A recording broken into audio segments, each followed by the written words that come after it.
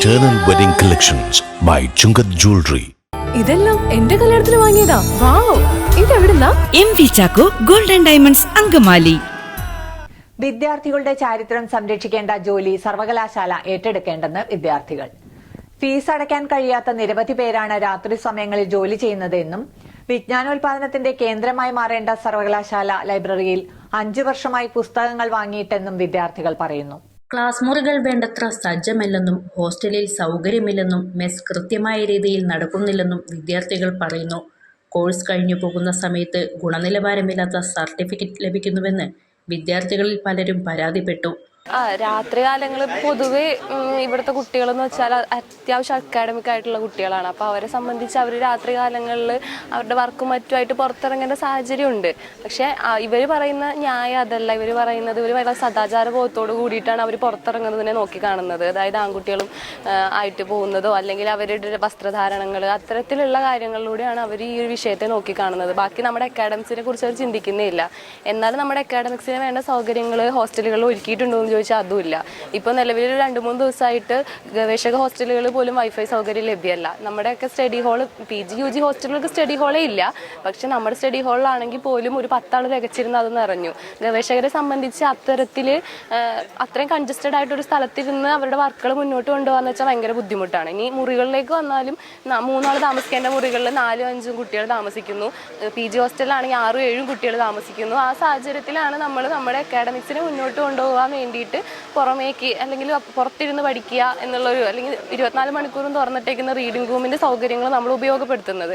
പക്ഷേ ഇതിനൊന്നും അവർ കണക്കാക്കാതെ ഈ സദാചാര ബോധം എന്നുള്ള രീതിയിലേക്ക് പുറത്തേക്ക് ഇടുകയും അതിനെ ഇവരുടെ ഈ ഒരു താല്പര്യത്തെ എതിർക്കുന്ന നമ്മുടെ ഉദ്ദേശശുദ്ധിയെ തന്നെ അവർ വേറൊരു രീതിയിൽ വളരെ വികലമായിട്ട് പുറത്തേക്ക് അറിയിക്കുകയും ചെയ്യുന്ന ഒരു പ്രവണത ആണ് ഇവിടെ നടക്കുന്നത്.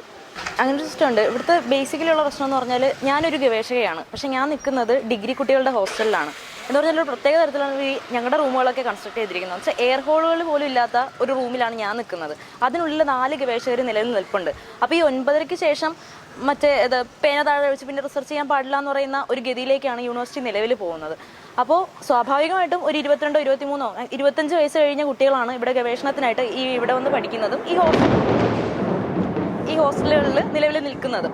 അപ്പോൾ ഈ 25 വയസ്സ് കഴിഞ്ഞ കുട്ടികളോട് ഇത്ര സമയം നിങ്ങൾ ഗവേഷണം ചെയ്താൽ മതി, ഇത്ര ആളുകളോട് നിങ്ങൾ സംസാരിച്ചാൽ മതി, ഇതിൽ കൂടുതൽ കാര്യങ്ങൾ നിങ്ങൾ സംസാരിക്കരുത് എന്ന് പറയുന്നത് ഇപ്പോൾ ആദ്യത്തെ പറഞ്ഞതുപോലെ അക്കാദമികമായിട്ടുള്ള അല്ലെങ്കിൽ വായിക്കുക അല്ലെങ്കിൽ എഴുതുക ഇങ്ങനെയുള്ള ആവശ്യങ്ങൾക്കപ്പുറം ആളുകളോട് സംസാരിക്കുക, ഇടപഴകുക, അല്ലെങ്കിൽ ഇവിടെ നടക്കുന്ന പരിപാടികളിൽ പങ്കെടുക്കുക, സാംസ്കാരികമായിട്ട് വളരുക, സാമൂഹികമായിട്ട് വളരുക, ഇങ്ങനെ ഒത്തിരി കാര്യങ്ങൾ ഇവിടെ ഈ ഒരു യൂണിവേഴ്സിറ്റി എന്ന് പറയുമ്പോൾ ബുക്കുകളിൽ നിന്ന് വായിച്ച് പഠിച്ച് പരീക്ഷ എഴുതി പോകാനാണെങ്കിൽ അല്ലെങ്കിൽ വല്ല ഡിസ്റ്റൻ്റ് ആയിട്ടോ അല്ലെങ്കിൽ വീട്ടിൽ ഇരുന്നോ പഠിക്കേണ്ട ആവശ്യമുള്ളൂ.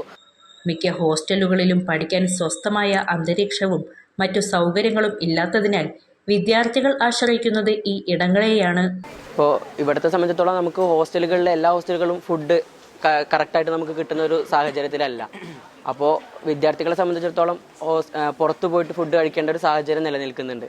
അപ്പം അത്തരത്തിൽ പുറത്തു പോയി കഴിക്കേണ്ട വിദ്യാർത്ഥികളോട് ഒരു നിശ്ചിത സമയത്തിനുള്ളിൽ നിങ്ങൾ ഫുഡ് കഴിക്കണം എന്ന് പറയുന്നത് ഒരു ജനാധിപത്യ വിരുദ്ധമായിട്ടുള്ളൊരു കാര്യം തന്നെയാണ്. കാരണം അവർക്ക് അവരുടെ സമയമാണ് അവർക്ക് പോകേണ്ടത്. അപ്പോൾ 9:30-ക്ക് ശേഷം നിങ്ങൾ ഹോസ്റ്റലിന് പുറത്തിറങ്ങാൻ പാടില്ല എന്ന് പറയുമ്പോൾ 24 മണിക്കൂറും ലൈബ്രറി യൂസ് ചെയ്യാൻ പറ്റുന്ന ഒരു സാഹചര്യത്തിലും നമ്മുടെ ഹോസ്റ്റലുകളിൽ കറക്റ്റായിട്ട് ഫുഡ് ഇല്ലാത്തൊരു സമയത്തും നമ്മൾ അങ്ങനെ പറഞ്ഞ് വിദ്യാർത്ഥികളെ അടിച്ചമർത്തി വയ്ക്കുന്നത് വളരെ തെറ്റായിട്ടുള്ളൊരു കാര്യം തന്നെയാണ്. പഠന സമയം കഴിഞ്ഞുള്ള ബാക്കി നേരങ്ങളിൽ ചെറുകടകളിൽ ജോലി ചെയ്താണ് ഹോസ്റ്റൽ ഫീസും മറ്റും അടയ്ക്കുന്നതെന്ന് ഇവർ കൂട്ടിച്ചേർത്തു.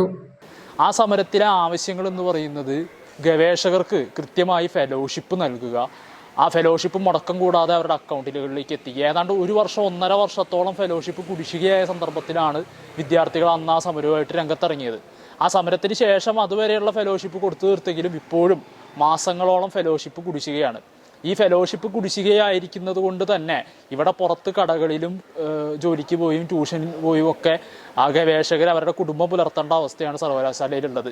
ഇങ്ങനെ ഈ പുറത്ത് പോയി ജോലി എടുത്ത് തിരിച്ച് സർവകലാശാലയിൽ വരുന്ന ഗവേഷകരോടാണ് നിങ്ങൾ 9:30-ക്ക് ശേഷം സർവകലാശാലയിൽ എത്തിക്കഴിഞ്ഞാൽ നിങ്ങളുടെ വീട്ടിലേക്ക് വിളിച്ച് പറയും എന്നുള്ള ഭീഷണി സർവകലാശാല മുടക്കുന്നത്. അതായത് ഈ ഗവേഷകർ ഈ പുറത്തുപോയി നയിച്ചുണ്ടാക്കുന്ന പൈസ കൊണ്ട് കഴിയുന്ന കുടുംബങ്ങളിലേക്ക് വിളിക്കും എന്നാണ് സർവകലാശാല പറയുന്നത്. അതുപോലെ തന്നെ ഇവിടുത്തെ അടിസ്ഥാനപരമായിട്ടുള്ള ഹോസ്റ്റൽ സൗകര്യങ്ങൾ വിപുലീകരിക്കാൻ സർവകലാശാല ഒരു സന്ദർഭത്തിലും ശ്രമിച്ചിട്ടില്ല. വർഷങ്ങളായുള്ള വിദ്യാർത്ഥികൾ നിരന്തരം ഉന്നയിക്കുന്ന ആവശ്യമാണ്. ഇവിടെ പഠിക്കാനെത്തുന്ന വിദ്യാർത്ഥികൾക്ക് ആനുപാതികമായിട്ടുള്ള ഹോസ്റ്റൽ സൗകര്യം ഇവിടെ ഇല്ല. 2 പേരുടെ മുറിയിൽ 5 പേര്, 3 പേരുടെ മുറിയിൽ 7 പേര്, ഡോർമിറ്ററിയിലാണെങ്കിൽ മീൻകൊട്ടയിൽ മീനടുക്കി വെക്കുന്നത് പോലെ വിദ്യാർത്ഥികൾ കഴിയേണ്ട അവസ്ഥയാണ് ഇവിടുത്തെ ഹോസ്റ്റലുകൾക്കുള്ളത്. എന്നാൽ ഈ ഹോസ്റ്റലുകളുടെ അടിസ്ഥാന സൗകര്യങ്ങൾ മെച്ചപ്പെടുത്താൻ ഇവിടുത്തെ സർവകലാശാല അധികാരികൾക്ക് സമയമില്ല. അതുപോലെ തന്നെ ഈ സർവകലാശാല ലൈബ്രറി ഒരു സർവകലാശാല ലൈബ്രറിയാണ്. ഈ സർവകലാശാല ലൈബ്രറിയിലേക്ക് അണാപ്പൈ മുടക്കി ഈ സർവകലാശാല ഒരു പുസ്തകം മേടിച്ചിട്ട് ഏതാണ്ട് 6 വർഷം കഴിഞ്ഞു.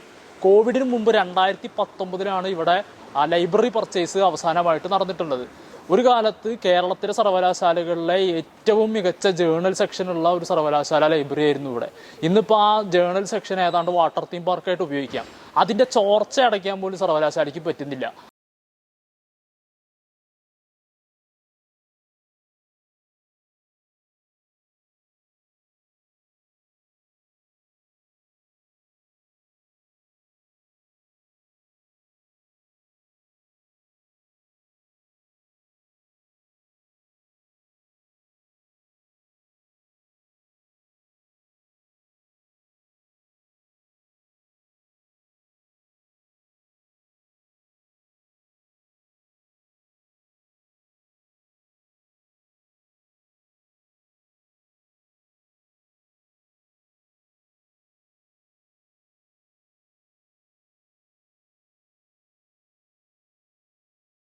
അങ്കമാലിയുടെ ഹൃദയഭാഗത്ത് 100-ൽ-പരം പ്രമുഖ ബ്രാൻഡുകളുടെ ഏറ്റവും വലിയ family innerwear showroom Siva inner world, സിവിയ trade center, behind Chungath jewellery, Angamaly.